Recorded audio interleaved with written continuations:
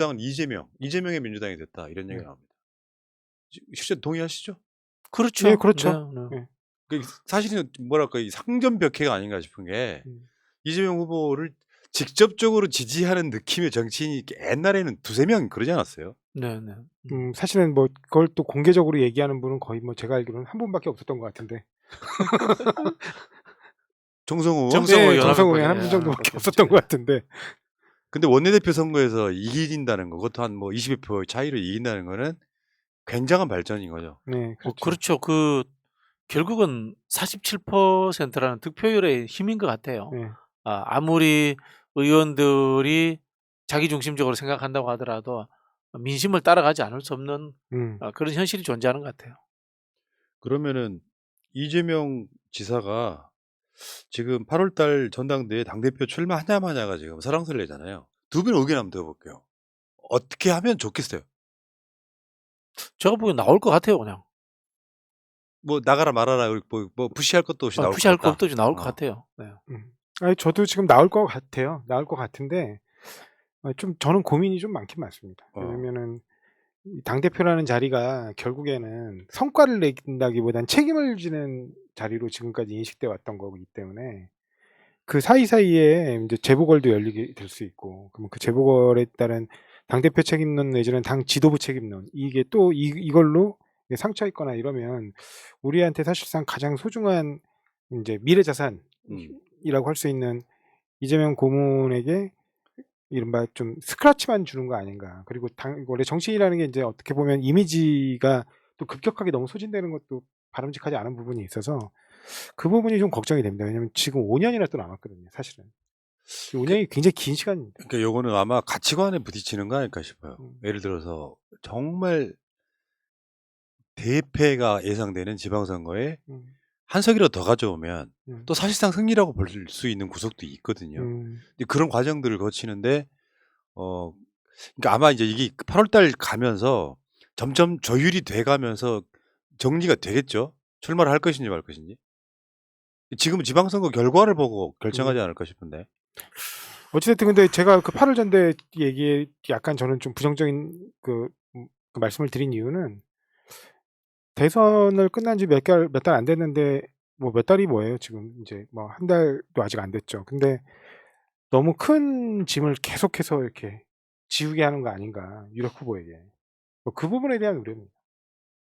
그러니까 이게 뭐 실제로 과거 문재인 대통령 모델을 말씀하시는 분들도 많은데 문재인 대통령께서 사실은 그때 당시에 당대표에 나와가지고 당대표는 됐죠. 당대표는 됐는데 그 이후에 사실은 분당이 이루어지고 그래서 국민의당이 만들어지고 거기서 이제 그때 호남 홀대론이 급부상하면서 호남에서 굉장히 어려움을 겪고 그러다가 결국에는 총선에 이르러서는 총선의 공천권 한번 제대로 행사하지 보지 못하고 김종인 비대위원장 불러서 김종인 비대위 체제로 그냥 다 모든 당권을 넘겼단 말이죠. 그러니까 그런 부분 때문에 그리고 그 이후에 사실은 만약에 탄핵이라는 이슈가 없었다면 쉽지 않았을 거예요. 그래서 그런 부분이 좀 걱정이 되는 겁니다. 사실은. 반대 의견.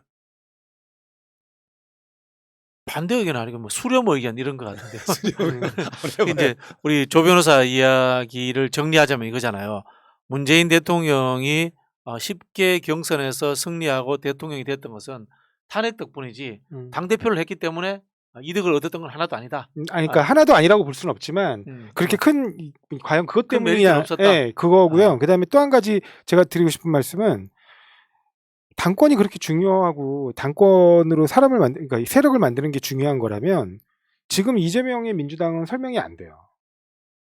왜냐면은 이재명 아까 지금 프라님이 말씀하셨지만 이재명 후보가 대선 후보로 나오기 직전에 당권과는 사실 거리가 멀었거든요. 그리고 여의도 정치와도 굉장히 거리가 멀었고 소수파임에도 이미 대권 주자가 되고 47%까지 득표했는데 그렇죠. 경선도 앞으로의 이겼고 필요 충분 조건을 당권을 가지고 해서 다수파가 주류가 될 필요가 꼭 있다라고 이야기할 필요 없다. 아니 지금 이미 주류고 대통령 후보 정도 되는 사람은 국민이 만들어주는 거지 무슨 세력이 만든다고 저는 생각하지 않거든요. 뭐 그 말도 일리는 있는데요. 하나 저는 이제 조금 거기 보태고 싶은 게 결국은 흐름으로서의 대세로서의 이재명을 좀 넘어서 가지고 속속들이 민주당이 혁신되어지고 미래지향적인 정당으로 완전히 그 내부의 하나의 세포 원자 분자까지 바뀌는 그 정도의 변화가 더 있으면 좋지 않겠느냐 뭐 이런 생각은 좀 보태고 싶어요. 저도 거기에 조금 더 동감하는데 이재명 후보가 진짜 중요한 거는 어느 날 갑자기 막 안 나타나고 있다가 갑자기 짠하고 나타나는 그런 모양새보다는 실제로 일을 할 수 있는 자리가 당대표밖에 없기 때문에 그렇습니다. 예를 들면 뭐 경기도지사를 새로 나가거나 서울시장을 새로 나갈 수가 없으니 이재명 후보가 그렇다고 해서 현역도 아닌데 원내대표를 나가는 것도 아니고 당대표라고 하는 가장 걸맞는 자리에 있어서 더 개혁적인 민주당으로 바꿔낸다면 또 다른 의미의 평가를 받지 않을까. 그런 의미가 더 크지 않을까요? 이제 시간 계산을 해보니까요. 5년 남았지 않습니까? 다음 총선까지 공천하고 현실적으로 당대표 물러나고 전국 도시고 세계 유람도 하시면서 세계적인 지도자로서 이게 원해라도 세계적인 지도자가 될 수 있거든요. 대통령이 안 됐더라도 뭐 DJ는 대통령이 되기 전에 세계적인 지도자였어요. 뭐 그렇게 좀 잡는 것도 괜찮지 않나 이런 생각이 들고 뭐 저 개인적인 호불호가 포함되어 있긴 합니다만은 현재 국회의원들이 마음에 안 들어요 저는. 그래서 좀 바꿨으면 좋겠어요. 그럼 일정상 그러네. 지금 총선 이번에 지금 8월달에 당 대표가 되면은 다음 총선 총선을 끌어가야 되는 행사합니다. 사람인 네네. 거고. 그렇죠. 네. 그리고 나서 총선을 뭐 이번처럼 이기지는 못하더라도 과반 정도는 얻고 나서 과반 저는 안 했으면 좋겠어요. 안 했으면 좋겠어요. 네. 과반이 과반 중요한 싫어요. 거- 과반보다 사실은 1당이 되는 게 제일 중요한. 그렇죠. 거죠. 1당만 되고 1당이 되는 게 제일 중요한. 이재명 후보가 약속했던 다당제라든가 음.